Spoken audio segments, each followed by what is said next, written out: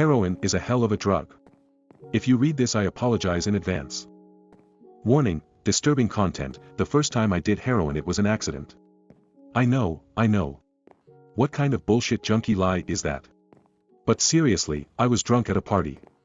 I was a lost 18-year-old kid, and some older guys were sucking smoke off a tinfoil sheet. I thought it was some keef. Pot residue. Something with some THC.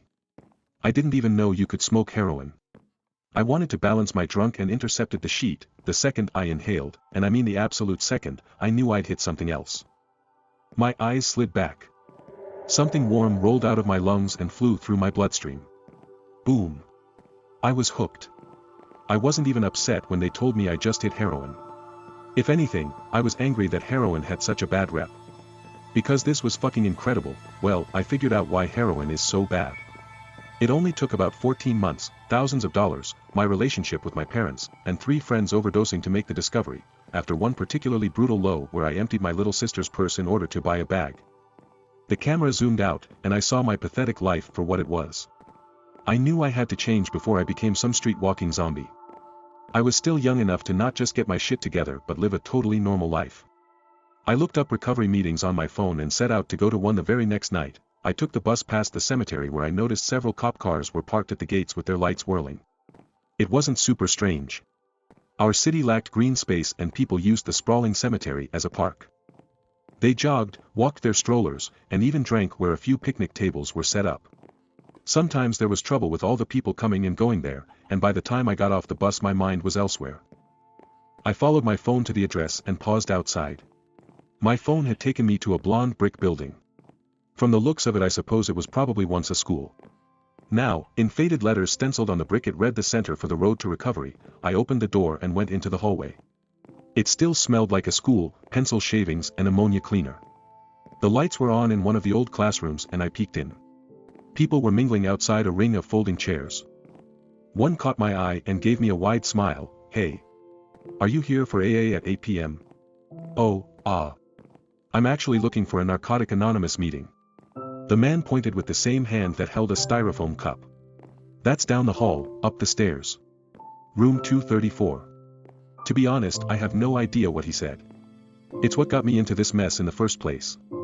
I don't remember. I didn't exactly understand his directions, and being socially awkward, I didn't ask him to repeat himself. I smiled and gave a little wave. The building was big, but there couldn't be too many meetings to choose from. Every other classroom I walked by was dark. When I reached the staircase, I must have blanked and went to 3rd floor, not the 2nd. When I left the stairwell, I noticed the hall lights were off. I saw a closed door at the end of the hallway and its sole window glowed yellow. I walked towards it, my sneakers screeching on the marble every few steps. I thought I heard my footfalls echo behind me, but the cadence was wrong. I spun around and swore I saw a shadow dart into a classroom. It could be a hallucination. A trick of the mind. After all, I hadn't been high in almost a day and the withdrawals would be starting any time now. Painful, sweaty hell awaited me. I picked up my pace to the door with the light and as soon as I could see through the glass, I noticed everyone in the room was already staring at me from their folding chairs. Suddenly a face swung in front of the window to inspect me. One eye bulged and looked me up and down. The face disappeared and the door slowly opened. Can we help you? Hi, my name's Jack, I was told to find by Jack. I was pulled inside and patted on the back. Oh, you scared me for a second. We don't get many visitors to the 3rd floor. You know, your uncle told us to expect you but that was last week. We're glad you changed your mind. It's not easy to get help. Now, don't be nervous, we love newcomers. The more of us there are the more normal we feel. My uncle. I tried to correct him, but the man was too excited to see me. I couldn't get a word in. I'm Marshall, he said, pointing at his chest. He reeked of menthol cigarettes and had yellow, jaundiced eyes and gestured a big hand towards the rest of the attendants. Usually, we do introductions for a newcomer, but we're in the middle of something serious. I think you chose a great first meeting to attend. This one's about relapse. Marshall looked at an older man who held his head in his hands. Here, he pulled another folding chair into the circle and I sat. I looked left and shared an awkward smile with an older, petite woman. To my right was a fat man with what looked like mud around his mouth. He was breathing heavily, and his eyes were partly closed, like he was trying to ignore some kind of pain. Gary, Marshall groaned as he sat. You mind continuing? The older man who had been holding onto his face suddenly sat back straight and wiped his nose. Well, as I was saying, I thought Greta wasn't going to be home until the next day. You know how dangerous that is. No one home. No one to judge. We get the house to ourselves and suddenly all we can think of is getting a fix. The others around me nodded knowingly and I did, too, to fit in. Well, I just wanted a fix. A hi. You know how it goes. I'm getting older, and it's getting harder to find people to pick up from. But there's little in this world that can stop a fiending addict from finding a fix. And the next thing I know I'm in my living room deep in a bag. My wife did get home on time. She wasn't even early, that's how screwed my sense of time became. She found me all messy in the morning. And he shook his head and his voice cracked as he began to cry. She left me. I was clean for 7 fucking years. One relapse and she left me. She said she couldn't live with the fear of having a husband who might always go back to his old habits. I was getting secondhand sadness for this guy. It was miserable to watch, but suddenly everything changed. I mean, it was evil. He was so young, but I'm too old to go after an older boy. I brought my head back in surprise and the people I was seated next turned to look at me. I pretended to act natural. Something felt off about this whole meeting and I had just realized what. There was only one woman. The rest were men, and this entire thing felt secretive. Like they were hiding something that could get them in trouble. I realized I found myself in the middle of a pedophile support group. Marshall cleared his throat. Now, Gary, and this goes for you too, Jack, we only use euphemisms here. Refer to the boy like he's a drug. Don't name names. Don't say anything that makes it seem like we're anything other than a drug support group. We're pretty sequestered up here on the 3rd floor, but you never know who's listening. Gary nodded and wiped his nose. I tried my best to keep my composure. I needed to do something. I needed to report this meeting. Suddenly the door swung open and the room jolted. In the doorway stood a tall, long-haired man. His boots were muddied, and his face displayed a kind of fury. He wore a long trench coat, concealing what I imagined were weapons. Suddenly I feared for my life.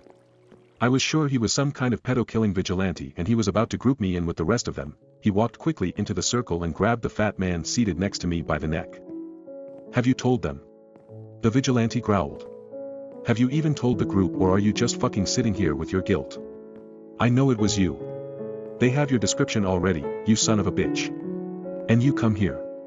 The fat man didn't say anything, he just looked sick. Suddenly the vigilante started to violently force his fingers into the fat man's throat. The rest of the group began to protest, and Marshall stood up and pulled the vigilante off. Ron.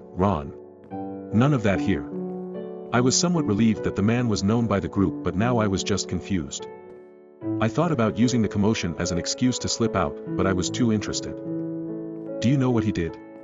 The long-haired man shouted and Marshall shook his head. A baby, Marshall. In broad daylight. A baby. I thought about the cops I saw at the cemetery earlier and my eyes peeled back in disgust. He'd abducted a baby. What kind of monster? But I was missing something. The fat man swayed and suddenly a torrent of brown, black vomit spewed from his mouth. My eyes were focused on something pale that sat in the pile, but I couldn't believe it. I'm sorry, said the fat man in between dry heaves. It was just so fresh. I watched the bulldozer. He paused to burp, and my shocked brain finally realized what the pale thing was that sat in his pile of vomit. Bury it. I watched the bulldozer bury it. It was just so fresh, please. A guilt-free snack. I'm sorry. You guys are lucky. I know you guys hate it, but I'm cursed. I really don't mind the taste of embalming fluid. Oh, thank God, I thought and wiped my brow. These weren't pedophiles. They were cannibals. I stood up, bowed a little and left the room. Everyone was too busy arguing with each other to even notice. I haven't had a hit of heroin in 87 days BTW. Pretty rad. Whenever I want a hit I just think about the shame of relapse. Heroin ain't that great. Not at all. Getting high again still sounds good sometimes, but I just think of that fat cannibal. The shame of his relapse that shined in his eyes as he stared at the little baby leg curled in a pile of his own vomit.